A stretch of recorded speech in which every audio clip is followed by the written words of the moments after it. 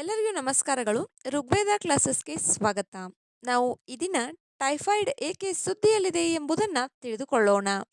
ಇತ್ತೀಚೆಗೆ ಗಾಂಧಿನಗರದಲ್ಲಿ ಟೈಫಾಯ್ಡ್ ಪ್ರಕರಣಗಳು ಹೆಚ್ಚುತ್ತಿವೆ, ಆದ್ದರಿಂದ ಇದು ಸುದ್ದಿಯಲ್ಲಿದೆ.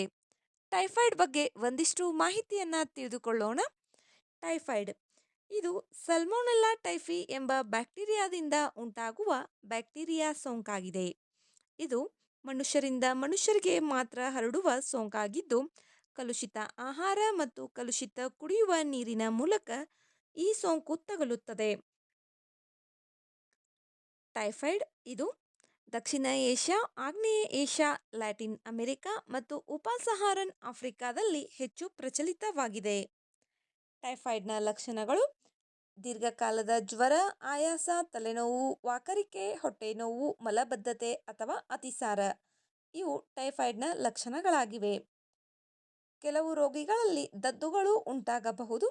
ತೀವ್ರತರವಾದ ಪ್ರಕರಣಗಳು ಸಾವಿಗೂ ಕಾರಣವಾಗಬಹುದು. ಟೈಫಾಯ್ಡನ್ನು ಪ್ರತಿಜೀವಕಗಳ ಮೂಲಕ ಚಿಕಿತ್ಸೆಯನ್ನು ನೀಡಿ ಗುಣಪಡಿಸಬಹುದು. ಟೈಫಾಯ್ಡ್ ಇದು ಒಂದು ಬ್ಯಾಕ್ಟೀರಿಯಾ ಸೋಂಕಾಗಿದೆ. ವಿಡಿಯೋದಲ್ಲಿರುವ ಮಾಹಿತಿ ಉಪಯುಕ್ತವೆನಿಸಿದರೆ ವಿಡಿಯೋಗೆ ಒಂದು ಲೈಕ್ ಮಾಡಿ. ಮತ್ತಷ್ಟು ಮಾಹಿತಿಗಾಗಿ ನಮ್ಮ ಚಾನಲ್ನಲ್ಲಿರುವ ವಿಡಿಯೋಗಳನ್ನು ವೀಕ್ಷಿಸಿ. ಮುಂಬರುವ ವಿಡಿಯೋಗಳು ಮತ್ತು ಮಾಹಿತಿಗಾಗಿ ನಮ್ಮ ಚಾನಲನ್ನು ಸಬ್ಸ್ಕ್ರೈಬ್ ಮಾಡಿಕೊಳ್ಳಿ. ನಿಮ್ಮ ಸ್ನೇಹಿತರೊಂದಿಗೆ ಹಂಚಿಕೊಳ್ಳಿ. ಧನ್ಯವಾದಗಳು.